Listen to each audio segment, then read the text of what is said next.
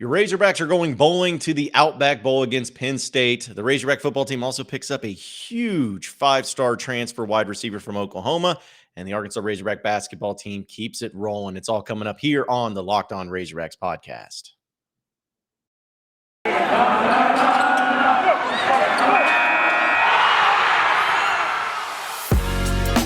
You are Locked On Razorbacks, your daily podcast on the Arkansas Razorbacks. Part of the Locked On Podcast Network, your team every day.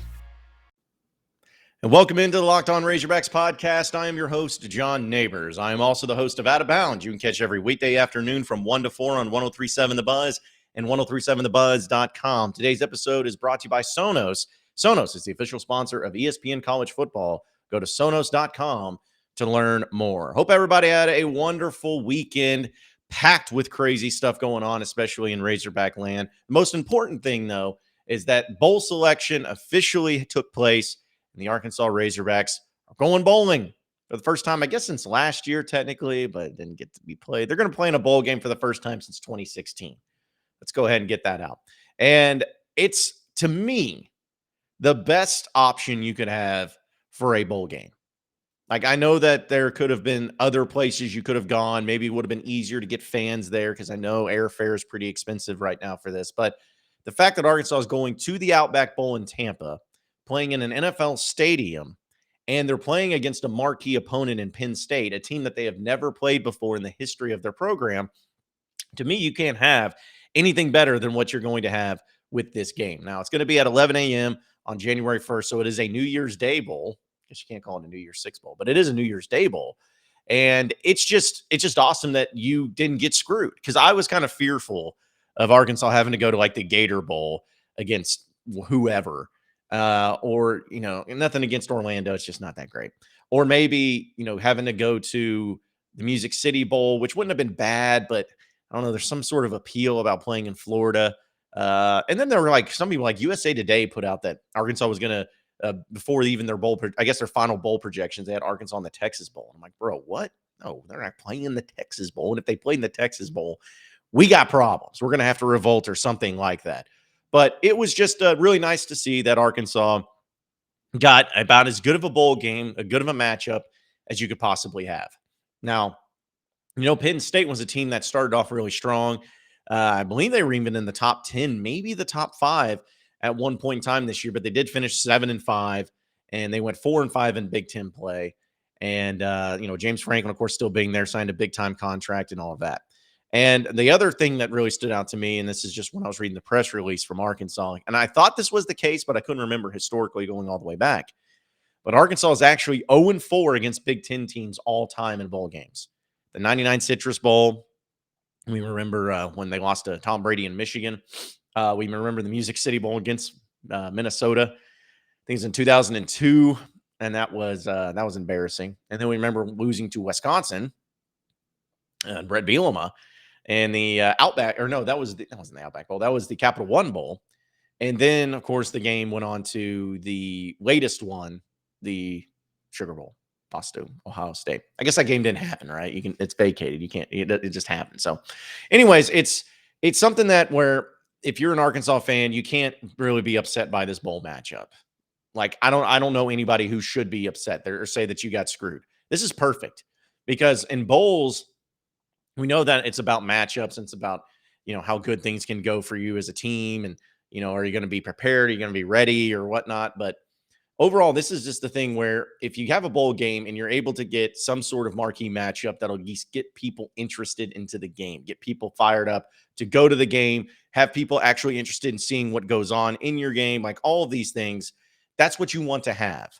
That's what you want to have if you're a Razorback fan, is that, hey, if you can't go to the college football playoff, if you can't go to a New Year's Six bowl, this is about as good as you can ask it. So I feel like this is perfect, and I can't wait to get down there. I'm going to be down there actually a few days early in Tampa, so hopefully the weather is nice. I plan on hopefully going to some beaches and whatnot, but it's going to be perfect. And I think that, when we talk about teams being motivated to go to bowl games, some people don't want to hear it, some people don't want to believe it, but it's absolutely true. Some teams want to play in bowl games and some teams don't. Like, that's not a myth. I know that some people try to bring it up as saying, well, that's just a cop out or that's just an excuse. No, it's a fact. Sometimes teams aren't motivated. It's plain and simple. Some teams are. And I think you can make the case that when Alabama has lost some of their Sugar Bowl appearances when heading into the final game of the year, they were in the national championship landscape or in the national championship picture. They didn't care about the Sugar Bowl because their whole goal was the national championship. They didn't meet their goal. So why did they care so much? We've seen teams do that. I think Georgia's even done that before.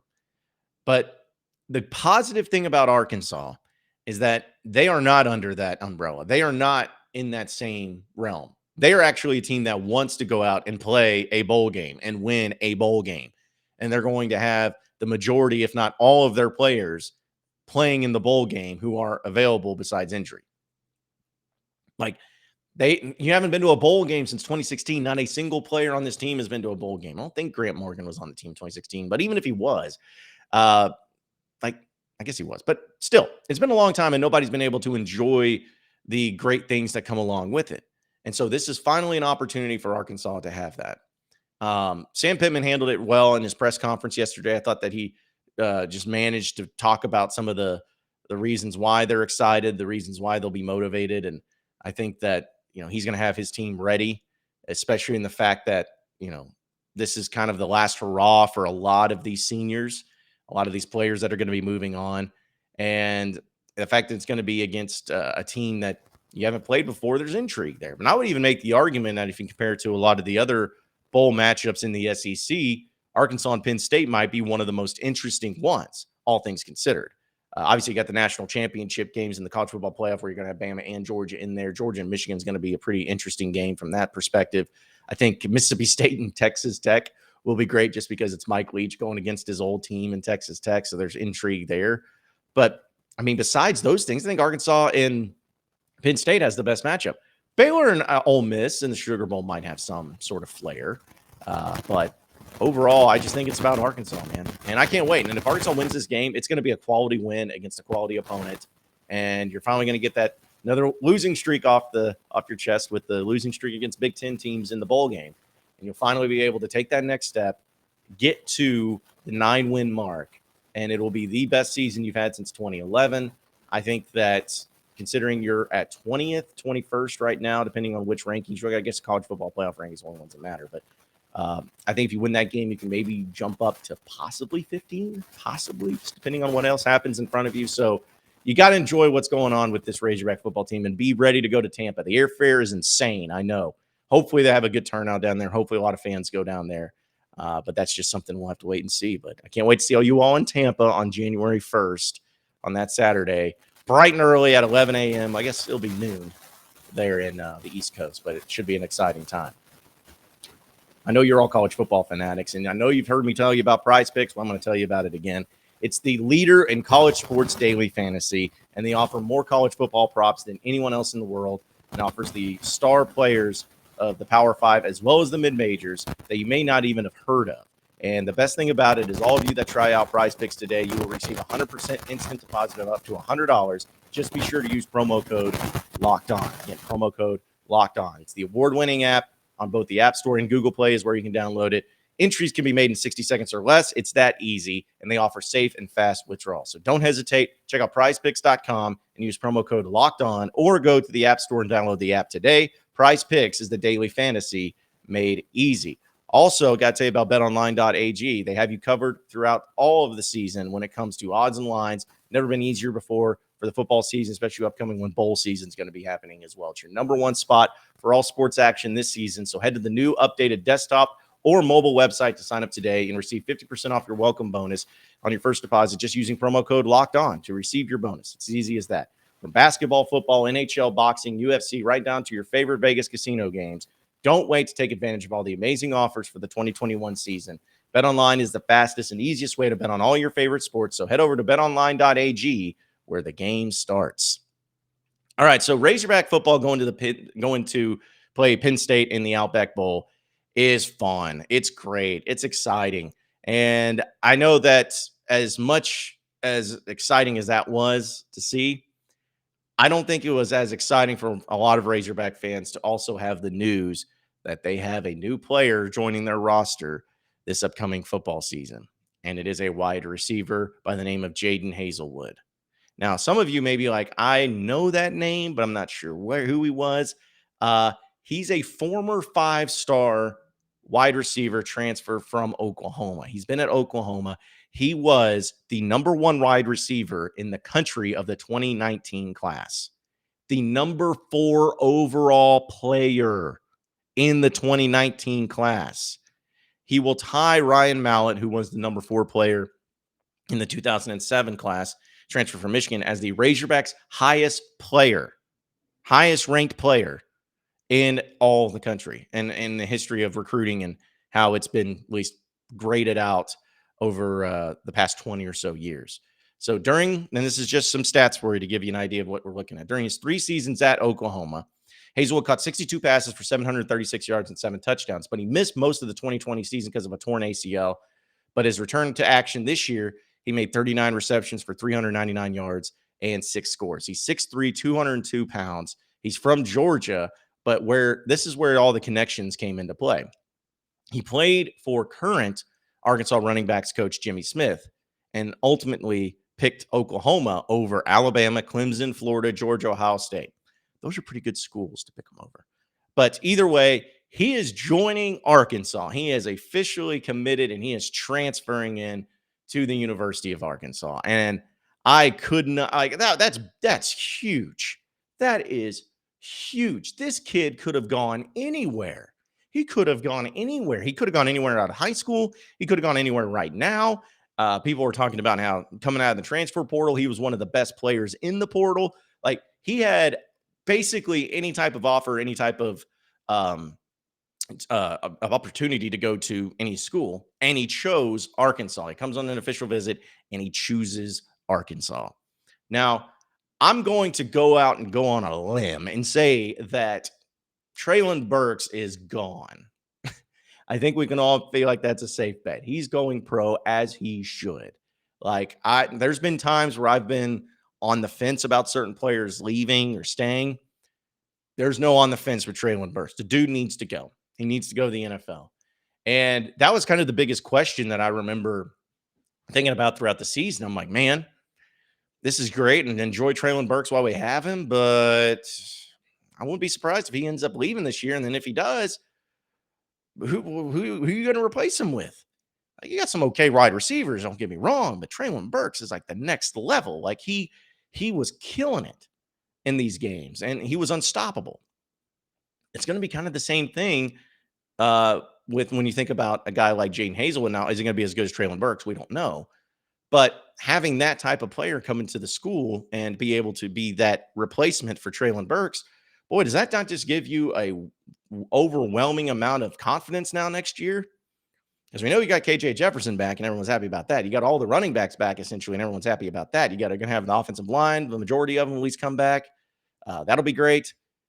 Like, the tight ends, you got to get some tight ends, man. You got to be able to help out there. But still, you're having a good part of your offense come back. But the most worrisome part was wide receiver. And, who's going to be able to fill that role with Treylon Burks? This is your guy. And I know that depending on who you look at as far as websites and recruiting bases and all those things too, it just kind of depends on how high he's been ranked. But according to, I believe it's Trey Biddy and Danny West over at hogsports.com, they were saying that that Haselwood is now officially the highest ranked recruit Arkansas has ever had, or highest ranked player coming out of high school, just edging out Mitch Mustang.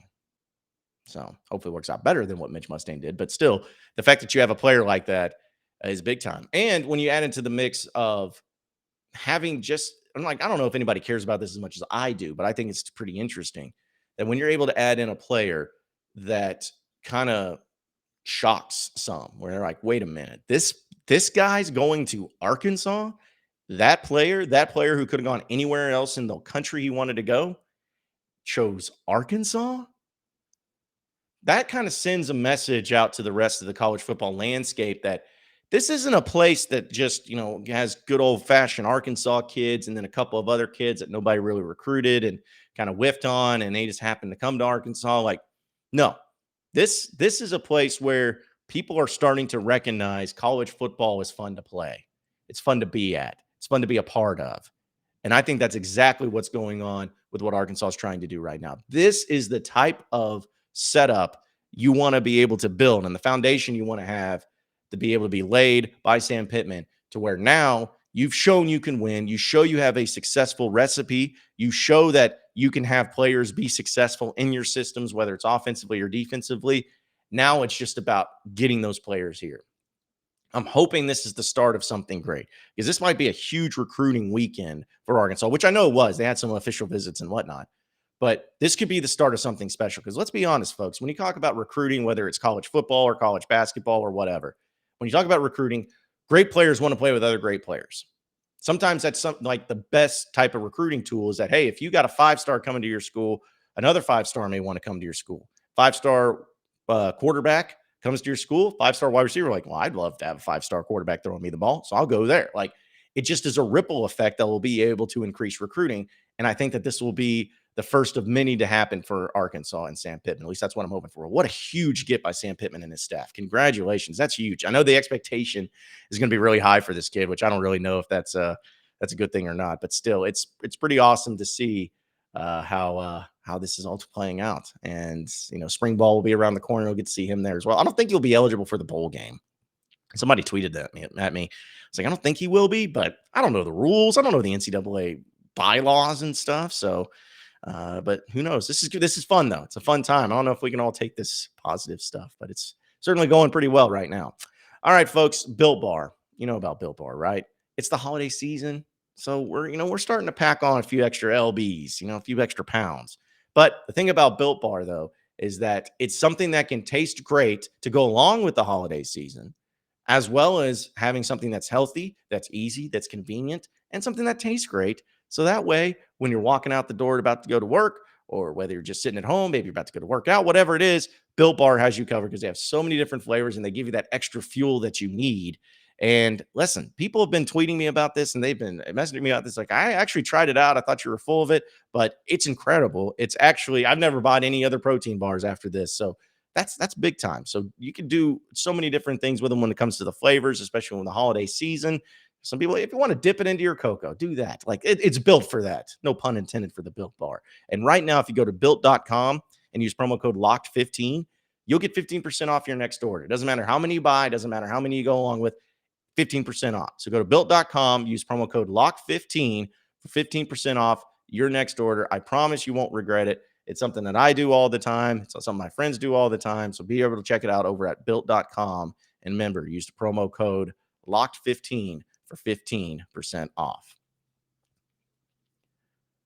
Okay, final segment in the Locked On Razorbacks podcast. Arkansas basketball is 8-0. They continue to win, and they had a game over the weekend, though, against in-state opponent Little Rock. And this game was in Bud Walton Arena. And it's just like I love how Arkansas is messing with people right now. And maybe it's even messing with me, but it just cracks me up that Razorback basketball is 8-0. They're undefeated. They're a top 10 team. But yet you're still sometimes watching these games and you're kind of like, I don't know what to think about this. Are we a top 10 team? Are we good? Are we playing bad teams? Are the teams better than what we think? Like, there's just a lot of these questions that end up happening that people are wondering, like, what is this? What am I watching right now? Well, Arkansas beat UALR 93-78, which was a 15-point victory. So some people may see, like, look at that box score. Like, well, that's not bad. I mean, double digits. It's what you take care of business. But here's the thing. Arkansas had a 15-point lead at halftime. Little Rock and Arkansas scored the same amount of points in the second half. And there were times where the game got dangerously close, closer than what people wanted, especially for comfort, but they found ways to win. So like Arkansas, for instance, if you're looking at their stat line, like first off, Adis Toney is my favorite player on this team already. I've already dubbed him. I always have a player that's my favorite. He's my favorite. He gets 18 points and 8 rebounds, 6 of 7 shooting on 38 minutes. That is a playmaker right there. That is a guy that I feel like, I was wondering about who would fill the Justin Smith role. Yeah, I think that guy's filling the Justin Smith role just fine. He's doing a great job. He gets 18 points. Jadon Haselwood has a pretty nice game. He has 18 points as well. on 7 of 13 shooting. And then Devo Davis has 16 points.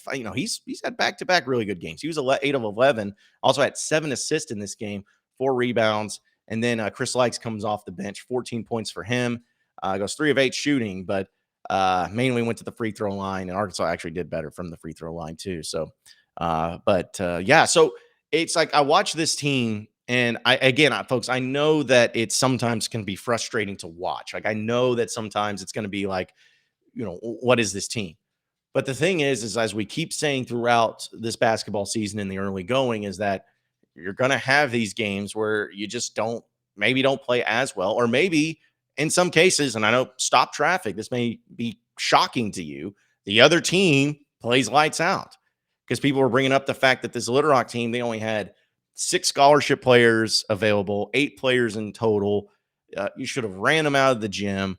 But sometimes basketball is just a funny thing. Like basketball can just have funny things like this happen. And I think that this is something that if you're an Arkansas fan, can you be concerned? Yeah, I think you can be concerned about certain elements. But as far as just saying we suck, we're not as good, we're overrated, stop. You're undefeated. You're 8-0. All right. At the end of the day, when the college basketball or the March Madness committee, the tournament committee comes together and trying to figure out where they want to put you in the NCAA tournament, and they see that you went undefeated, are they going to go back? Yeah, they went undefeated, but they only beat Little Rock by 15 points. No, I don't think Arkansas is going to go undefeated, even though I'll make that joke, but you get my point. They're not going to be using that as some sort of like, okay, margin of victory wasn't as high as what we wanted, so therefore we don't believe they're very good. No. Arkansas has a game against Charlotte tomorrow, and then they go on the road. I guess it's a neutral site game. Oklahoma. That one will be a good one. That game's being played in Tulsa at the BOK Center. That'll be played on Saturday. Hofstra, then back in Little Rock. They play Elon. Boom. Conference play starts up. So they got 4 non-conference games left besides the West Virginia game. But as far as in the non-conference season, you got 4 non-conference games left. If they are able to win all 4 of those games, which I don't see any reason why they can't, that Oklahoma game should be interesting. But if they're able to do that, I mean, what else do you want? Who cares about how many points they went by? Who cares about how they looked at certain times? You're winning.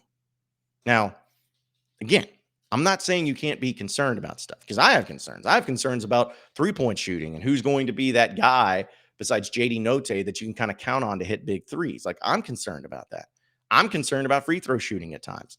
I'm concerned sometimes about the 3-point defenses we've seen. Like, it's okay to have concerns, but as long as you're just keeping it all into perspective and understanding that, hey, you're a top 10 team, you're undefeated. What matters in the end is winning games, and that's what Arkansas is doing. They're winning games, and they're doing a great job of closing out teams.